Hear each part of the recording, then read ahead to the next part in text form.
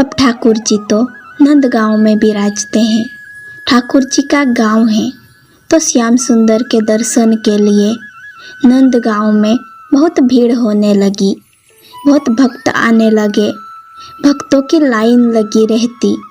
ठाकुर जी के नंद भवन के सामने इतनी भीड़ लग जाती कि बेचारे ठाकुर जी को न भोजन पाने की फुर्सत न सोने की। बढ़ती भीड़ को देख के भगवान ने एक निर्णय लिया। कौन सा निर्णय लिया? बोले, नंद भवन के सामने एक बोर्ड लगवा दिया, नोटिस बोर्ड। और नोटिस बोर्ड में क्या लिखवाया? नोटिस बोर्ड में लिखवाया कि भगवान ने बोर्ड लगा दिया कि भैया सब मेरे पास आने योग्य नहीं हो। जिसके भीतर छल कपट ना हो वही मेरे शरण में आने योग्य है। बस वही आए, यहाँ बेकार की भीड़ मत लगाना। जिसको छल कपट है वो यहाँ नहीं आएगा। अपने आप भीड़ कम हो गई। सबको पता था कि छल कपट तो हम में भरा हुआ है। धीरे धीरे लोग आते, बोर्ड देखते, देखते ही वापस लौट जाते। बोले, नहीं, यहाँ नहीं जाना है।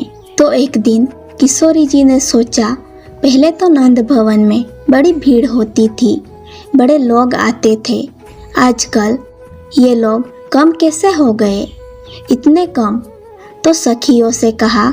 सखी ने कहा, मैं बताऊं क्यों कम हो गए? बोले, क्यों? बोले, चलो मेरे साथ। तो हाथ पकड़ के ले गई श्री जी को नंद भवन के बाहर। क्या है, पढ़ो, आपके श्याम सुंदर ने क्या लिखवाया है?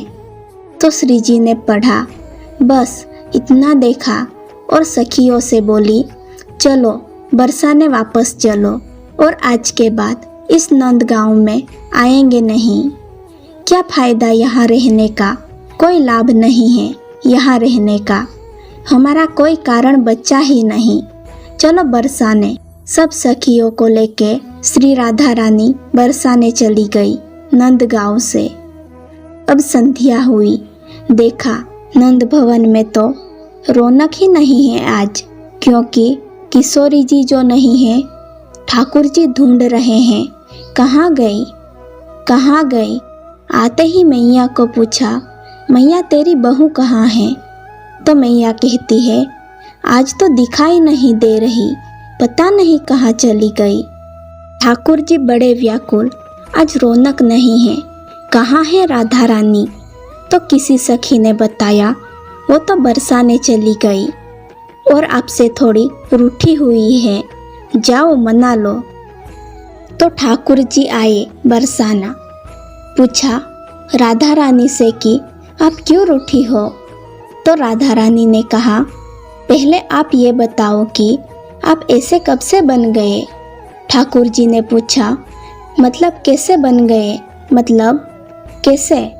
बोले, कलिकाल में, कलयुग में आप ये कह रहे हो कि मुझ तक वही पहुँचेगा जो निर्मल हृदय का होगा। और कलयुग में ऐसा कौन है जिसका हृदय निर्मल हो?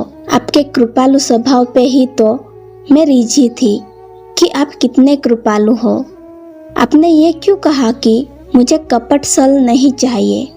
कौन मिलेगा आपको ऐसा कलयुग में जिसमें कपट छल नहीं हो? आप बदल गए हो, आपका स्वभाव बदल गया है। श्याम सुंदर, आप पहले जैसे नहीं रहे हो। श्याम सुंदर कहते हैं, आप रूठो नहीं ना, चलो हमारे संग। आपके बिना तो हमारी सब लीला अधूरी है।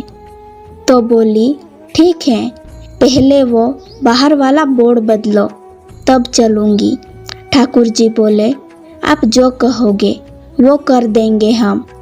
मांगो तो सही, चलो तो सही। बदल दिया गया बोर्ड। नोटिस बोर्ड बदल करके श्री राधा रानी की कृपा से अब उस पर क्या लिख दिया? बोले, अब श्री राधा रानी की कृपा से ये लिख दिया गया। ठाकुर जी ने बोर्ड पे ये लिख दिया, जैसे ही कोई जीव मेरे सम्मुख होगा, मैं उसके जन्म जन्म के सारे पाप मिटा दूंगा, नष्ट कर दूंगा। कोई पाप उसके जीवन में नहीं छोड़ूंगा। बस तुम आ जाओ एक बार मेरी शरण में। खुश हो गई राधा रानी, तुरंत आ गई। अब ठीक है, अब आपका कृपालु स्वभाव मुझे पसंद आया। अब मैं यहाँ आपके साथ लीला करूँगी। दोस्तों, अगर वीडियो पसंद आई हो तो वीडियो को लाइक, शेयर और चैनल को सब्सक्राइब ज़रूर करें। फिर मिलते हैं अगली वीडियो में।